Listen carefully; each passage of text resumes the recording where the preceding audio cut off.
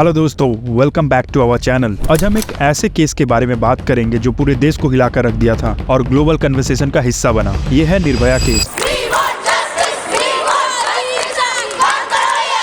The brutal gang rape and murder जो 16 दिसंबर 2012 के south Delhi में हुआ था। इस कहानी को समझना हमारे लिए जरूरी है क्योंकि यह एक इंसानी ट्रेजेडी के साथ एक कैटलिस्ट भी बन गई सोसाइटी के अंदर इंपॉर्टेंट रिफॉर्म्स के लिए। तो चलिए इस कहानी में आगे बढ़ते हैं। इंडिया में लड़कियों की सुरक्षा अब भी एक बड़ी चिंता का विषय है। हर दिन देश के अलग अलग हिस्सों में लगभग 80 से 85 रेप के केसेस रिपोर्ट किए जाते हैं। यह फिगर एक अलार्मिंग रियलिटी को दर्शाती है कि महिलाएं अक्सर अपनी सेफ्टी को लेकर चिंता में रहती हैं। गवर्नमेंट और एनजीओ के द्वारा कुछ रिफॉर्म्स और इनिशिएटिव जैसे फास्ट ट्रैक कोर्ट्स और हेल्पलाइन शुरू किए गए हैं, लेकिन इम्प्लीमेंटेशन और अवेयरनेस में अभी भी काफी कमी है। निर्भया केस के बाद कुछ इम्प्रूवमेंट्स हुए हैं, पर ओवरऑल सुरक्षा के मामले में और भी काम करने की जरूरत है ताकि लड़कियां भी बिना किसी डर के अपनी जिंदगी जी सकें। हमारी कहानी साउथ दिल्ली से शुरू होती है। निर्भया एक 23 साल की फिजियोथेरेपी इंटर्न थी। अपने दोस्त के साथ मूवी देखकर घर वापस आ रही थी। रास्ते में उन्होंने एक प्राइवेट बस में सवारी की और कुछ ऐसा हुआ जो पूरे भारत को झकझोर कर रख दिया। जब वो घर से वापस जा रही थी बस से, तो बस के ड्राइवर और उसके साथियों ने उन्हें टारगेट बनाया। उन्होंने निर्भया और उसके दोस्त को हैरेस किया और उसके बाद निर्भया के साथ गैंग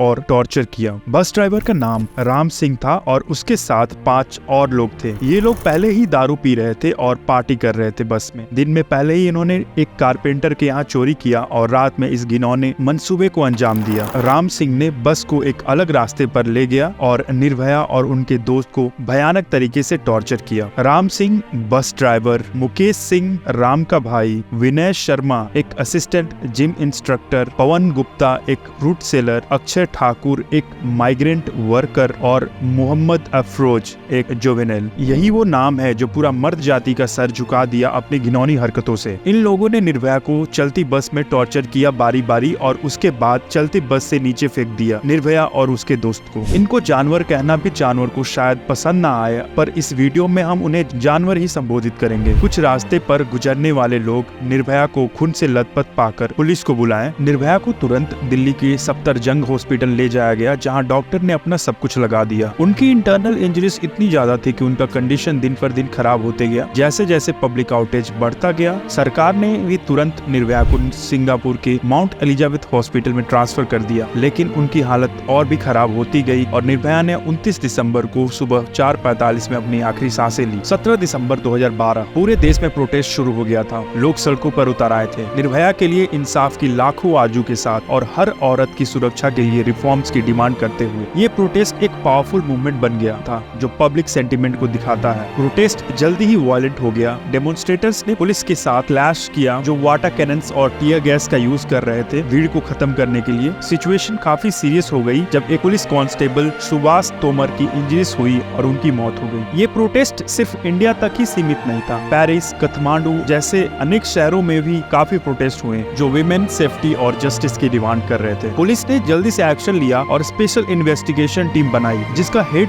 थे डिप्टी कमिश्नर प्रमोद कुमार कुशवाहा। 24 घंटे के अंदर जानवरों को आइडेंटिफाई कर लिया गया, जिनमें 6 लोग शामिल थे जैसे कि मैंने बताया, राम सिंह, मुकेश सिंह, विनय शर्मा, पवन गुप्ता, अक्षय कुमार और मोहम्मद अफरोज। अरेस्ट के बाद जानवरों के अगेंस्ट फास्ट ट्रैक ट्रायल शुरू किया गया। एविडेंस, विटनेस, टेस्टिमनीज और डीएनए टेस्टिंग के मदद लिया गया। 10 सितंबर 2013 को कोर्ट ने सभी को दोषी पाया और उनको डेथ सेंटेंस दिया। निर्भया की मौत के बाद इंडियन गवर्नमेंट ने जस्टिस वर्मा कमेटी को बनाया जो सेक्सुअल वायलेंस और लॉज को रिफॉर्म करने की रिकमेंडेशन दी। इस रिपोर्ट ने एग्जिस्टिंग लीगल फ्रेमवर्क को रिव्यू किया और हार्शर पनिशमेंट और जुडिशियल प्रोसेस में इम्प्रूवमेंट्स सजेस्ट किए। लीगल बैटल कंटिन्यू हुई और जानवरों ने डेथ सेंटेंस के अगेंस्ट अपील किया। सुप्रीम कोर्ट ने डेथ सेंटेंस को अपहोल्ड किया और चारों जानवरों को 20 मार्च 2020 को लटका दिया। यह एग्जीक्यूशन एक लंबे लीगल स्ट्रगल का सीरियस अंत था। निर्भया केस को मीडिया में एक्सटेंसिवली कवर किया गया। इस पर डॉक्यूमेंट्रीज भी बनी, जैसे इंडिया डॉटर सीरीज बनी, दिल्ली क्राइम और क्राइम पेट्रोल के एपिसोड्स ने इस केस को हाईलाइट किया और जेंडर बेस्ड वायलेंस पर ग्लोबल अटेंशन दी। केस इसके रिस्पॉन्स में काफी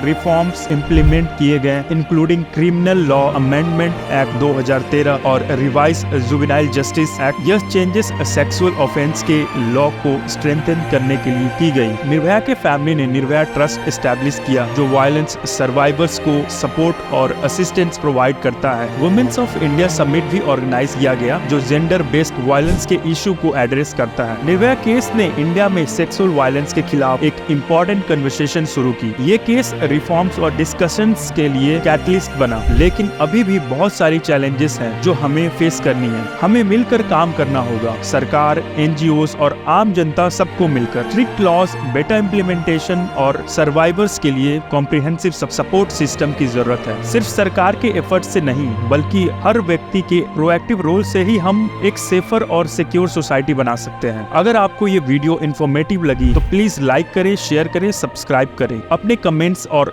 थॉट जरूर लिखें। Thank you for watching this video.